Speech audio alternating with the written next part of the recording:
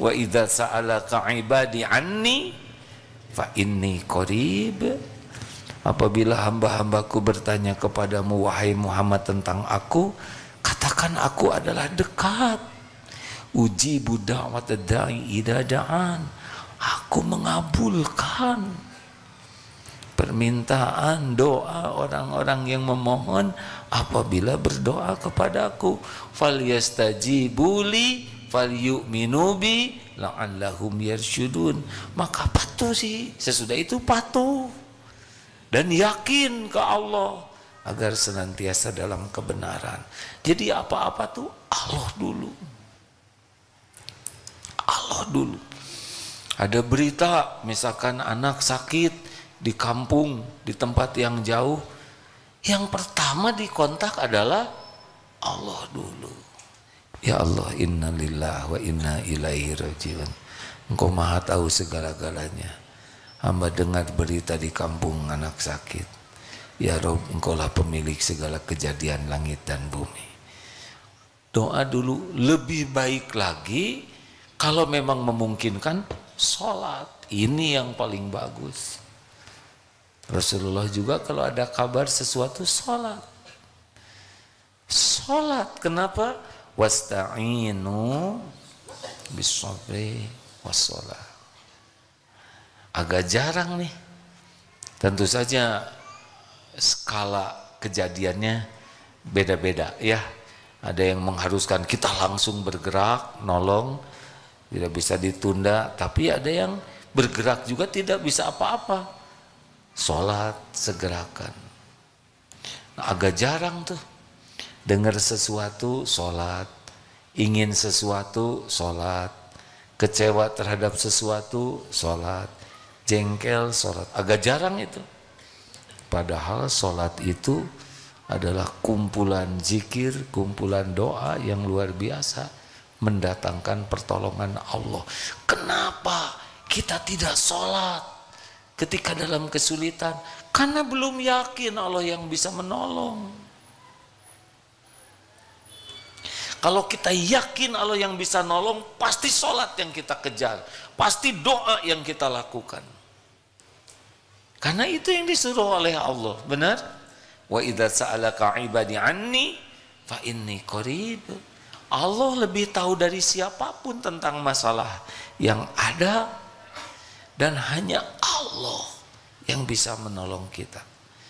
Yang lain-lain itu Allah yang menggerakkan. Setiap makhluk itu milik Allah. Kalau Allah mau mendatangkan sesuatu lewat makhluk, nanti dia datang. Makhluk bergabung semua mau nolong kita, tapi Allah tidak menghendaki, tidak bisa terjadi. Semua janji saya mau nolong, nggak ada apa-apanya. Kalau Allah tidak menghendaki, tidak terjadi. Tapi kalau Allah menghendaki, tidak ada yang bisa menghalangi, tidak ada yang bisa menolak, tidak ada yang bisa mencegah, pasti kejadian. Wa yuridka bi khairin fala radda li fadli. Enggak ada, kejadian aja. Siapa yang menentukan jodoh? Mertua atau Allah? Tapi calon mertua saya tidak setuju. Kalau Allah setuju, terjadi tidak? Terjadi. Pasti terjadi. Tapi calon mertua saya sebel sama saya. Lah, kan saudara emang nyebelin ya. Tobat. Kalau Allah menakdirkan, sulit tidak bagi Allah membulak-balik hati mertua? Oh, enggak sulit. Dari yang tadinya enak jadi ngebiayain. Sangat mudah itu. Makanya kepada yang tadi bertanya sulit jodoh gitu ya, nggak ada yang sulit bagi Allah tuh. Nothing impossible. Tidak ada yang impossible bagi Allah. Aduh, hutang saya besar. Kalau ngandelin diri pasti besar. Kalau mengandalkan pemilik langit dan bumi, ada yang besar tidak? Allahu Akbar. Jadi masalah kita adalah tidak mengandalkan Allah. Padahal sudah jelas satu-satunya yang bisa nolong adalah Allah. Buktinya apa? Kita tidak serius, sholat kita jelek. Nih, dengar hadirin, kan ini wajahnya termasuk yang ceramah ini wajah-wajah banyak masalah. Benar? Kira-kira akan berkurang tidak makin tua masalah kita? Jawab. Tambah umur, tambah kurang atau masalah atau tambah? Tambah beneran. Oh, tambah. Dulu waktu lucu-lucunya nggak seberat ini wajah saudara. Sekarang wajahnya makin tertekan begini. Iya, makanya pengajian ke sini juga. Udah bingung.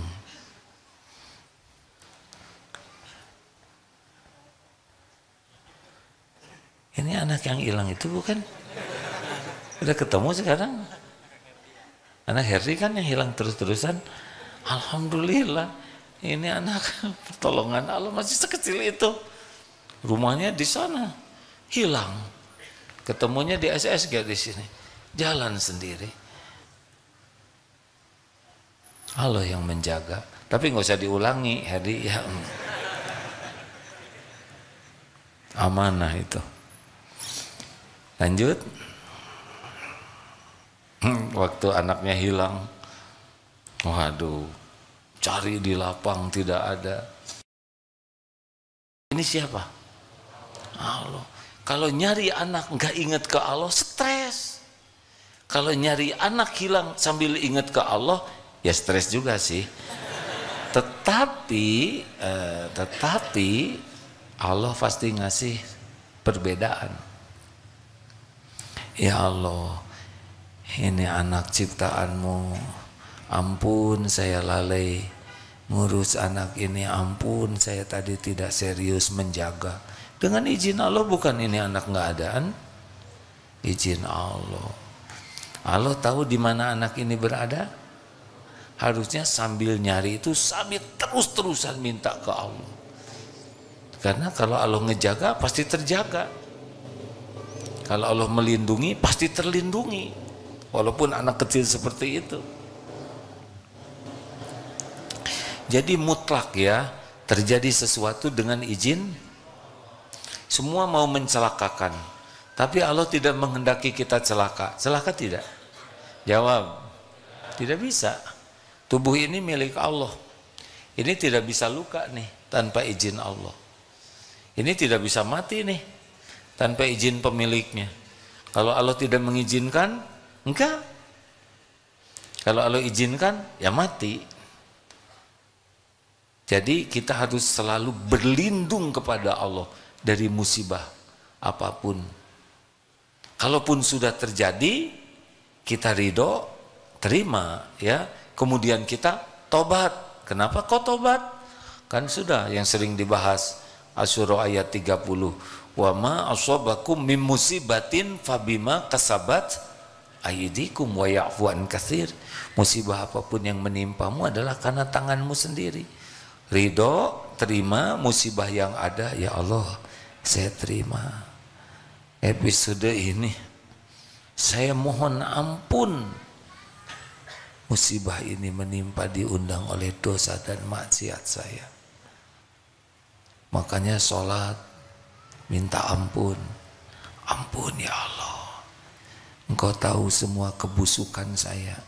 Engkau saksikan setiap maksiat yang terang-terangan, yang sembunyi-sembunyi, maksiat yang saya sadari, yang tidak saya sadari. Engkau tahu maksiat yang berulang-ulang hamba lakukan. Padahal sudah sering minta ampunanmu. Astagfirullah. Itu jauh lebih berefek daripada ujuk-ujuk rapat, ujuk-ujuk ketemu orang, ujuk-ujuk kita posting, cari anak. Yang harus pertama dilakukan, kalau memang waktunya mencukupi, tidak darurat, taubat, sholat. Agak jarang kan kalau ada masalah sholat taubat ya kan? Jarang. Padahal itu yang akan mendatangkan pertolongan Allah. Karena musibah diundang oleh dosa. Dosa obatnya adalah tobat. Ada kalanya kita tidak sempat tobat, tapi pasti sempatlah sambil jalan istighfar.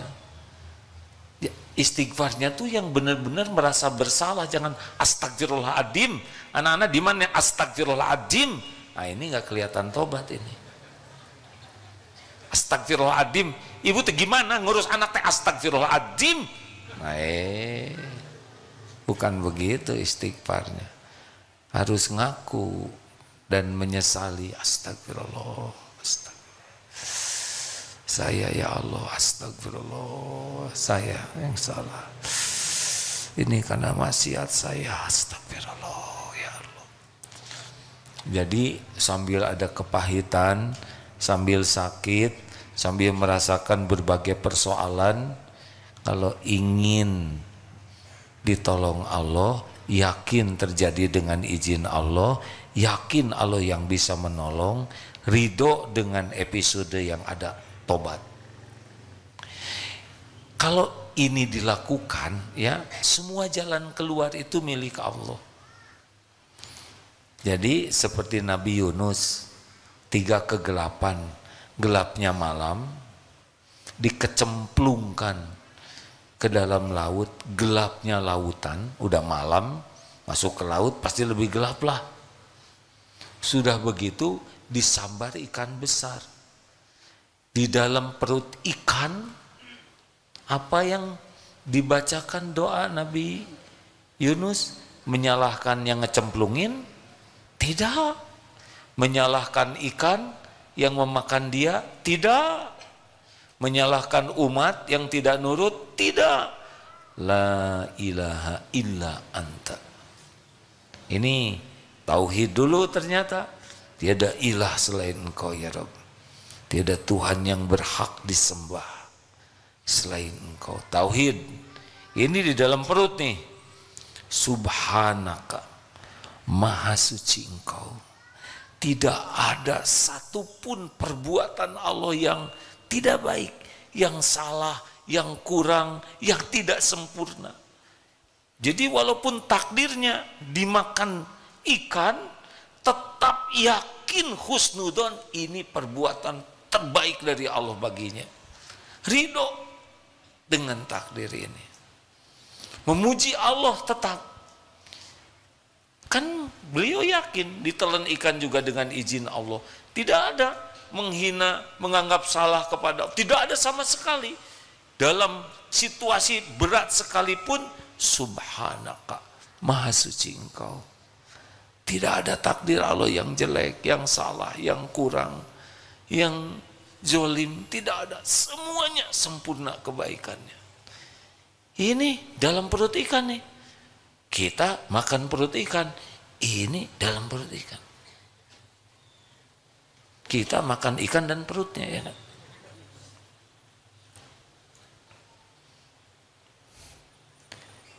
Ini kuntu minaz zolimin. Saya manusia yang zolim.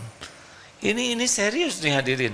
Bagaimana ada di dalam kegelapan. Saya kira kita nggak pernah dalam situasi sesulit ini ya kan.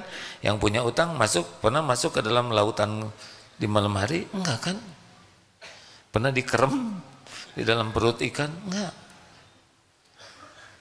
Di dalam perut ikan tegak tauhidnya, saya hamba Allah Tuhan saya, husnuzon kepada Allah dengan apapun yang ditakdirkannya, tobat.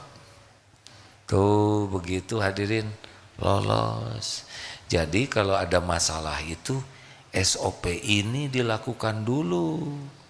Jangan sampai sibuk cari pertolongan makhluk, lupa siapa yang menentukan membuka pertolongan itu. Kita jarang ingat ke Allah, benar?